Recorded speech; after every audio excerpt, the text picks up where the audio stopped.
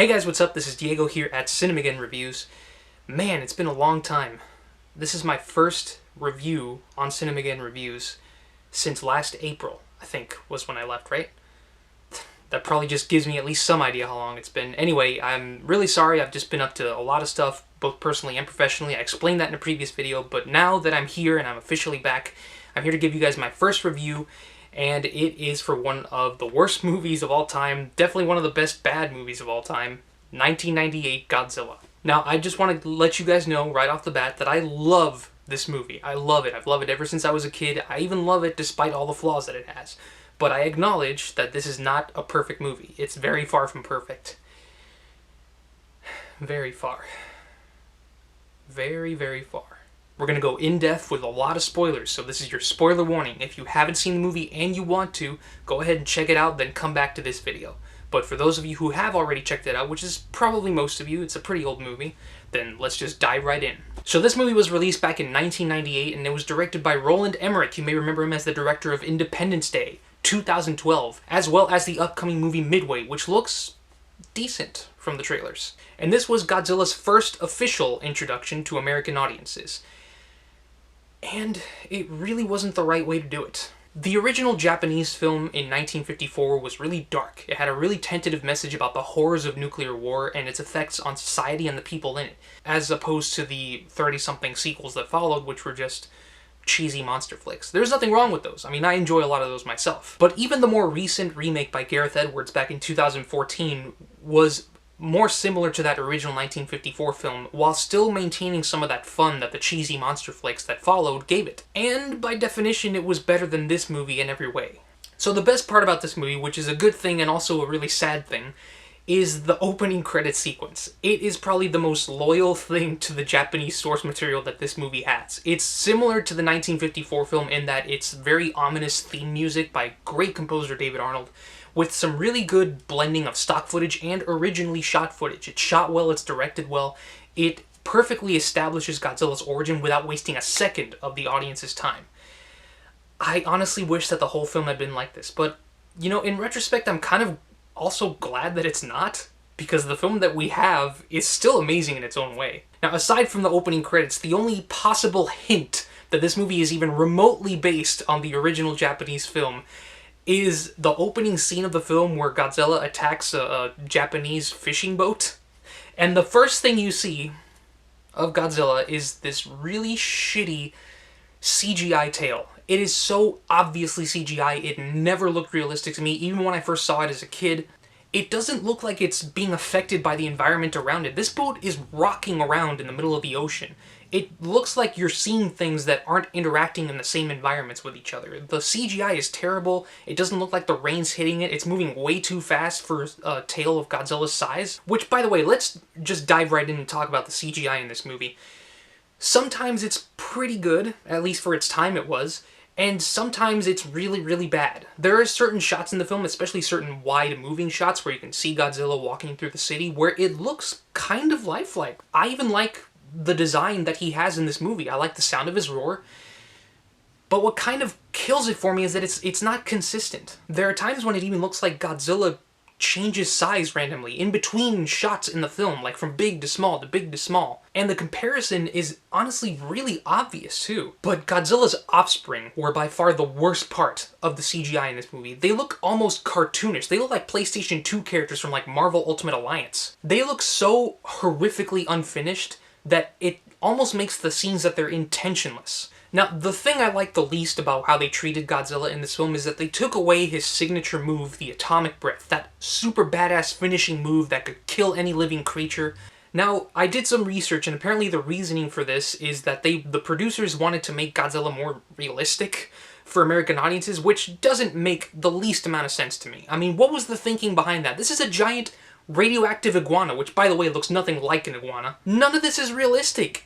This thing should have been killed by a nuke, and even if it didn't, and it did somehow grow into this monstrosity, half the people in New York, including most of the main cast in this movie, would have died from cancer. I mean, Matthew Broderick gets like inches away from this guy's face, and he doesn't get affected by this. He should have looked like a freaking Chernobyl victim after that. Which, by the way, Chernobyl is a great show, and I'll get to reviewing that soon. Speaking of which, let's talk about the human characters in this movie. oh my god. There's too many of them. They make really stupid choices, and the humor that comes from them is sexist, cliche, and predictable. And you would think that, at least with moderation, this would be at least a little bit funny. But there's just so much of it, it's like they don't have any other way to add humor to this film. And it's like every other supporting character in this movie makes a joke about sex, or flirts with, or harasses the other gender. He is scum. As far as he's concerned, you're just a pair of breasts that talk. Hey, there's an image. Do you mean to tell me there's no one who holds a special place in your heart? No. Not for a long time now. Well, you may be the wrong man for the job, but I think you're cute. In particular, I have to point out Harry Shearer's character, because that's his entire reason for being there. He's supposed to be the sexist misogynist who flirts with his employees and is somehow intimidated by women who are taller than him. Why don't we talk about it over dinner tonight? Your place. Mr. Kamen, you're married. Yes, and you're very beautiful. Have I ever told you that before? Mr. Kamen? Mark? All right. Can I have a pillow, In phone book, five, something? 4, 3, 2. Hello, New York. Today at 5, we'll ask Fat Pat, when will this rain end? Matthew Broderick's character is hired by the US government to track down Godzilla and to try to predict what he's going to do and where he's going to go next. But every scene that he has working for these guys has the people who hired him either making fun of him, not believing anything he says, or just straight up ignoring his advice. There's one point in the film where he warns people that Godzilla might have a nest somewhere in New York and they had to set up a search party to go look for it and destroy the eggs. And they're just like, get a load of this, jackass. That's the most ridiculous thing I've ever heard. You need to have sex to reproduce. The blood that I collected revealed that the creature is either about to lay eggs or already has. Are you trying to tell us that there's another one of those things out there? No, Governor, I don't believe so. Wait a minute, wait. Then how can it be pregnant? What is this, the virgin lizard? Yes. This movie found ways to make sex humor about giant lizards. Let that sink in. Later on, some lady in like less than 30 seconds convinces the same guy that blew Matthew Broderick off that, oh, what if he's right? We need to find the nest before it's too late. And he's just like, all right, let's do it. Speaking of Matthew Broderick, he gets put in so many situations in this movie where he's out of place. They put him out in the field to help the army bait Godzilla into this trap that they set up, knowing he has no military training, that he's practically a civilian, and he's just there to consult. I guess the whole reason they did that was so that they could have this moment in the film where he essentially becomes the Godzilla Whisperer, I guess. Now, Maria Pitillo, who plays Audrey, the love interest in this movie, I have nothing against her personally. I don't know her. I'm sure she's a great person in real life, but as an actress, in this movie at least, she's really not the best. She's wooden in every scene. When she delivers dialogue, it sounds like she doesn't really mean it. And her character in the movie honestly sucks. Her motivation is selfish and stupid. At one point in the film, she gets Matthew Broderick fired from his position in the army, and potentially endangers the entire human race by doing that, because she really wants to be a successful reporter. Oh, but at least it paid off for her. Oh wait. No, it didn't. Godzilla. That's what Japanese sailors called him in song, a mythological sea dragon who filled their hearts with fear. Oh my God! He stole my report! It's no reality, our modern-day terror. I don't believe it. The French military guys really like American food, especially coffee and donuts. Oh, but not Jean Reno, though. Jean Reno only likes French coffee and croissants. That's their idea of character development in this movie. This is very important information. You're going to need it for the third act. But by far the worst and most useless characters in this movie are Mayor Ebert and his assistant, Gene. They are so obviously, I mean, you take one look at them and they are just so obviously a parody of Roger Ebert and Gene Siskel, two very famous movie critics, that at one point, this even happens. You know what I think about you and your campaign? Gene, wait a minute, where are you going? I need you.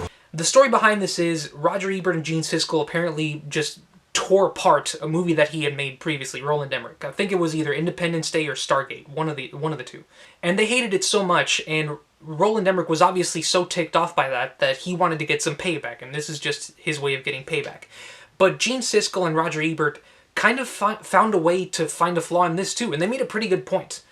They said something along the lines of, maybe they should have just had those two characters as cameo, and then they could have died in a really stupid way, like Godzilla steps on them, or they get crushed by a building or something in a really funny way, instead of giving them more screen time than they obviously needed. There are so many other things in this movie, too, that don't make sense. For example, the scene where Godzilla pulls the 3 fishing trawlers underneath the water, and then they just bob up and down in the water like bath toys. That's not how boats work. Those boats should have stayed underwater, and even more, they should have pulled those fishermen underwater with that downward current that they created by sinking. It doesn't take a Harvard physicist to know this. If you've ever swam in a pool or at the beach, you would know this for yourself. Hank Azaria's character survives Godzilla's first attack in New York by standing directly in front of him, directly underneath him with a camera, and then Godzilla brings his foot down to take another step forward and he gets caught in between his toes. Honestly, I wish I had his odds because I would play the lottery. The way that Matthew Broderick finds out Godzilla laid eggs in the city is so stupid and honestly hilarious looking back at it. He goes to the store, just this little corner convenience store in New York City, and just buys pregnancy tests and just tests them out with Godzilla's blood and just, oh shit, he's pregnant. And I'm baffled that a government nuclear physicist, someone who has like a degree or like 2 degrees and stuff, to be hired by the army to help with this investigation, just buys pregnancy tests from like some Walgreens on the corner of whatever and whatever. Oh my god. Pregnancy tests designed for humans don't work on animals, especially giant made-up lizards. But fuck it, Godzilla's supposed to be more realistic in this movie, don't question it. Let's talk about the army in this movie. They're idiots. And I'm not just talking about shrugging off everything Matthew Broderick has to say, but they are completely inept at trying to catch and kill Godzilla. Godzilla escapes so many of their traps throughout this movie, and you would think that after witnessing all this, that if the military can't kill Godzilla, then nothing can, right? Wrong.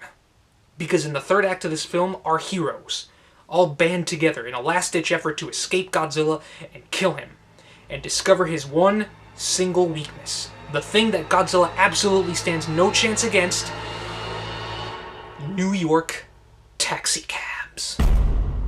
So after they find the nest and the military's called in to blow up Madison Square Garden, which is where the nest is, with these 2 teeny tiny little missiles that blow up an obviously fake miniature of the building, our heroes escape in a taxicab. And honestly, the fact that Godzilla is struggling so hard to catch this one teeny tiny little Hot Wheels car all by itself is just baffling to me after witnessing him outsmart the entire army. There's a point in this movie where Godzilla literally has them in his mouth, and he's having trouble biting down on them for some reason, even though earlier in the movie we saw him doing this. And that seemed to present no problems, so why is he having trouble with this? So the car leads him across the Brooklyn Bridge, which honestly I'm surprised that it lasted as long as it did with the amount of running and jumping that Godzilla did. And he gets caught in the wires, like his spikes get caught in the wires of the Brooklyn Bridge, and the military's called in to blow him up with some jets. And he falls over and he's dead, and yay, Godzilla's dead, let's celebrate.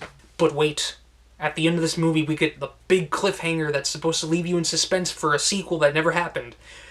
One surviving Godzilla egg in Madison Square Garden hatches, and it has no food. It's in a city surrounded by the army and a bunch of civilians that'll probably see it and call the army to kill it before it ever gets a chance to find food and shelter and grow up and become just like its dad. But, you know, fuck it, Godzilla's supposed to be more realistic, so I'm not going to question that either. In fact, Godzilla's so realistic that I'm going to realistically give it a rating of 0 out of 10.